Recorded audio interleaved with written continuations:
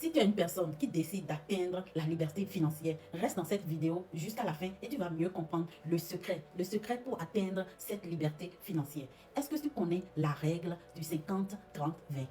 La règle du 50-30-20, ça va t'aider pour atteindre cette liberté financière, l'indépendance financière. Ok? La règle du 50-30-20, on commence par le 50. Le 50, ça veut dire tu prends la moitié de ton salaire. La moitié de ton salaire, c'est ça qui doit couvrir les charges de la maison. On va dire le loyer, l'électricité ou l'eau. C'est ça, les charges de la maison.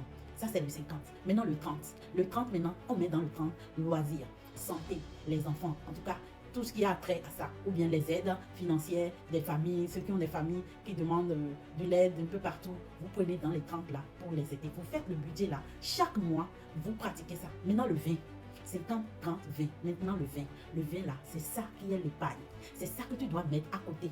Tu dois mettre ça de côté et on ne touche pas. Ça doit être un logo pour toi.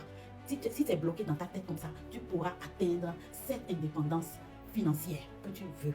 Il faut l'appliquer, il faut pratiquer ça. Je compte sur toi pour revenir témoigner que depuis que tu as écouté ma vidéo et tu as mis ça en pratique, tu as vu les fruits, tu as gagné cette indépendance financière là. Parce que le 20 là, c'est ça qui va t'aider demain quand on va dire il y a une opportunité, tu veux investir dans quelque chose. Ce 20 là pourrait déjà atteindre un minimum pour que tu puisses investir, pour que tu puisses investir dans ton business, dans ce que tu veux entreprendre. Donc j'espère que vous avez compris. En tout cas, je vais faire une autre vidéo pour expliquer encore d'autres astuces, d'autres conseils qui vont vous aider à avancer. Ok? Parce que quand on était petit, on ne nous avait pas appris ça. Tout ce qu'on nous a appris, c'est aller à l'école, chercher des diplômes. Aller à l'école, aller nous amener les diplômes.